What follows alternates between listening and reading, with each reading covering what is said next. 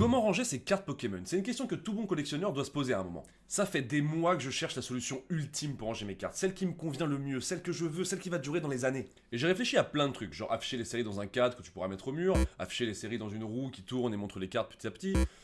Bon, les idées c'est bien, mais pouvoir les réaliser, c'est mieux. De base, je faisais comme plein de gens, j'avais un classeur par série avec les cartes triées par numéro et les variations qui se suivent. Mais j'étais pas satisfait, je trouve qu'il y a plein de limites à cette technique, tu vois, il manquait quelque chose. Et oui, parce que dès qu'il y a une carte qui sort dans un coffret, eh ben faut faire un décalage dans le classeur. En plus, comment tu unifies les binders? Et puis il y a des trous dans les classeurs parce que t'as pas les moyens d'acheter toutes les alles de toutes les séries.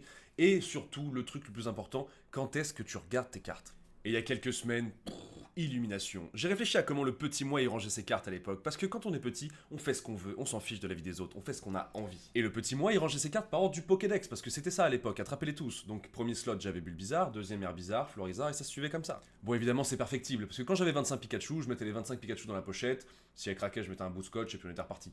Mais je me suis servi de ça pour faire une version améliorée du système. J'ai choisi de faire des pages par Pokémon, et de préférence dans des classeurs à anneaux, parce que comme ça on évite les décalages, on a juste à rajouter des pages. Je l'ai pris aussi large, histoire de pas avoir 1 milliard de classeurs. Ça me résout aussi le problème d'unification des binders, j'ai juste à prendre le même à chaque fois, et sur l'étagère, ce sera nickel. Maintenant, si je trouve un nouveau Bulbizarre, j'ai juste à le mettre à la suite de ces petits potes, et puis quand il n'y a plus de place, et ben j'ajoute une page. Alors évidemment, si comme moi, vous voulez avoir vos cartes triées par date de sortie, et ben de temps en temps, vous allez avoir un décalage à refaire. Mais ça compense aussi une chose, c'est que c'est le moment où vous allez prendre le plaisir d'apprécier vos cartes. Vous allez les revoir, voir les cartes de toutes les séries, de toutes les générations, et ça, c'est juste, ça fait plaisir pour un collectionneur. N'hésite pas à me dire ce que tu penses de la technique dans les commentaires. Moi, je fais des petites updates en vidéo, et puis on fera des petits remplissages aussi en stream, donc n'hésite pas à suivre la chaîne pour suivre tout ça. Allez, bisous.